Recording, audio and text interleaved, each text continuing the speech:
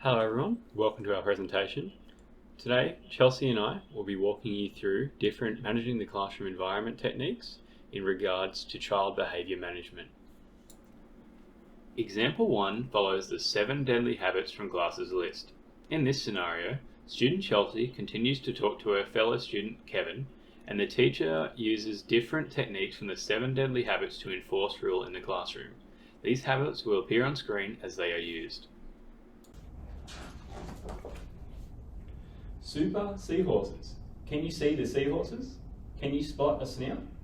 Can you find a tail or a tummy sticking out? Can you see the seahorses' friends all playing peekaboo? Jumping out and laughing, shouting, "I've found you."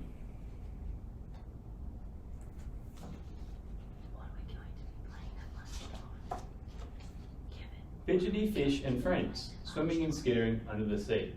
With a smile, Kelsey, I promise you, if you be quiet from now on, you'll get a chocolate from the prize box, okay? Okay. Fidgeting fish and friends, swimming and skittering under the sea. With a smile and a swirl and a swish. All of his friends love to play every day with a fabulous fidgety fish.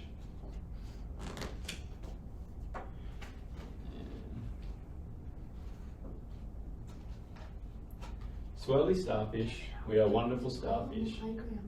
Chelsea, you are being a very rude and disrespectful student in this classroom right now, and I'd hate for you to be like that for the rest of this lesson. Do you understand? Yes.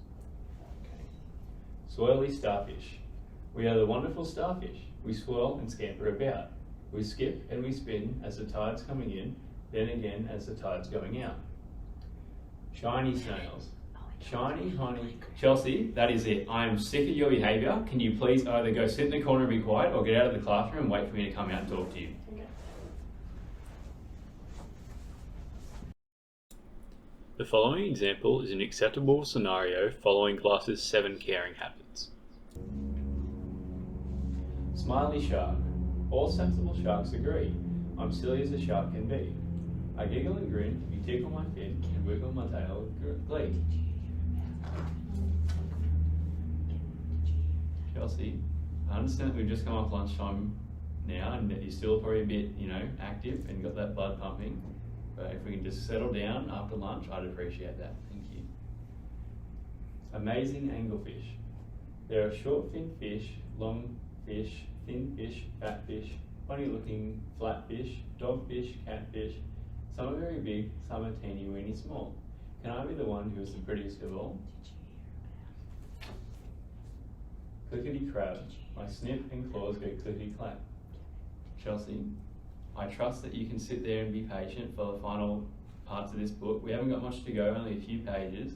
And if you can sit there and be quiet, I promise you'll be able to talk as much as you want to Kevin. Does that sound okay? Yes. Okay, excellent. Thank you very much. Example 2 follows the behaviour system of the child versus adult state. In this scenario, the student Matthew is working on the wrong specified work.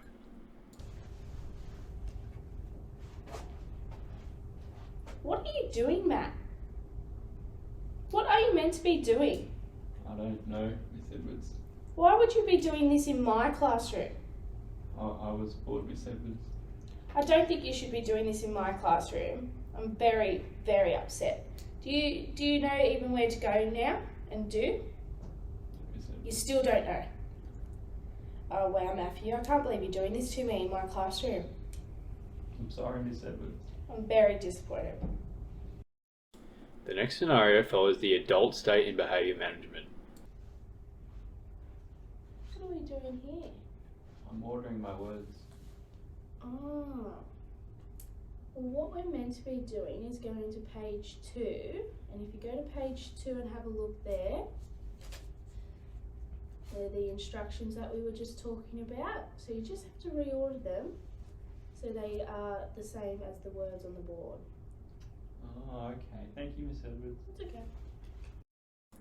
Example 3 follows the actions of teacher misbehaviour. In this scenario, the student Chelsea and her table group are struggling to get on task and complete the work. Sir, can you help me please? Ask your friend Chelsea, I'm sure they know how to do what you're doing. Okay.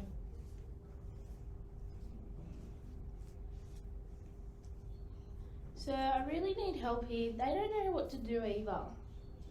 Chelsea, has anyone at your table been listening? I don't think they have. I think you might need to consult with some other people in the class then, okay? I'm a bit busy right now. Okay.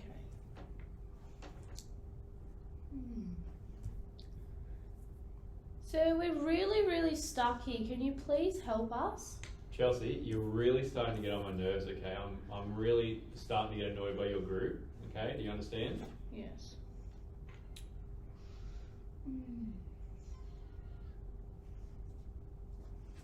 So we're really struggling. Can you please help us?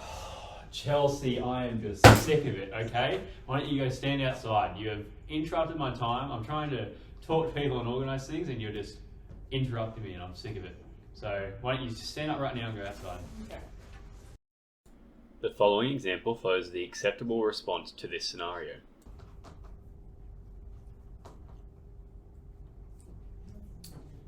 Sir, Yes, Chelsea. how are we meant to do this again? So, if you look up at the board, I have it written up, but I just want you to order these based on alphabetical order, okay? How does that sound? You reckon you can do that? Perfect. Yeah. Okay, excellent.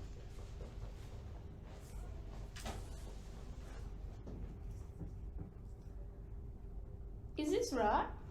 Let me have a look for you, Chelsea.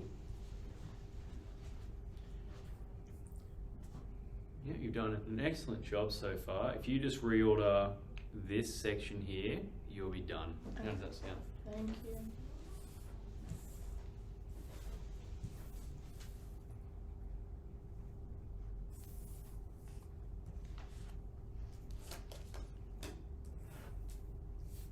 How's this looking? I'll have a look, Chelsea. Let me I think just I'm check finished. with another student real quick. Yes, excellent. Okay, you're done. Alright, Chelsea, show me how you've done. Excellent, you're done as well. You can go have free time. Perfect. Well done. The following scenarios follow the preventative management technique, where the teacher, Chelsea, either provides little or adequate amount of information to the classroom, and the student, Matthew, gets in trouble for not being able to follow instructions. Good morning, class. Today we're going to be doing English, reading groups, recess, maths groups, science, lunch, art. Let's do English. Right. Matt, why don't you have any equipment out? I'm sorry, I'm okay. You should know by now, it's Friday. At the end of week 1, you should know what equipment you need out now. I'm sorry, Miss Edwards, I know. Can't believe you can't get any equipment out. Wow. The following example shows the acceptable response to the scenario where the teacher, Chelsea, provides enough information to the class so they are prepared for the lesson ahead. Good morning, class. So today we're going to be running through our daily schedule, which is going to be English, our reading groups, and we'll have our recess, going to maths groups, and then going to our PBL for science, have lunch and come back and finish the day off with some art, and then go home. So can everyone please go and get their English books and writing equipment? So we're going to be working on the Walt once we get back to our desks today. And now, a short recap on what has been shown in this role-play presentation. Example 1 followed Glass's list of both 7 deadly and 7 caring habits, in which case both the poor and acceptable responses dictate the mood of the room and project how harmful or positive these habits can be. Example 2 follows the child versus adult state, where the emotion-fueled and selfish outlook of the teacher affects the students in a negative way, as the teacher is all about how they are in the classroom. This is in contrast to the second clip, where the adult state is seen. The teacher is calm and collected and actively listens to give the best possible response to the scenario. Example 3 portrays the teacher misbehavior strand, where the teacher is acting unprofessionally and clearly does not care about the mental or physical well-being of the students and is neglecting their educational experience.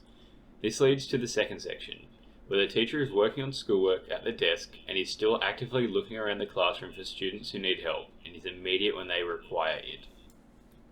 Finally, example 4 is on the preventative management state, where the teacher is to use explicit direct instruction to clearly state what is happening to ensure all students are on task and understand what is happening in the classroom. The poor example for this scenario shows the opposite of explicit instruction, naming the day's conventions quickly and without care and moving into the work immediately and punishing students for not being ready. The acceptable side of this is the teacher going through the day's timetable and explaining everything in the class. And after asking students to get their books, explains what the lesson goal is for that time slot. Kelsey and I thank you greatly for your time, and we hope you enjoyed our role play presentation.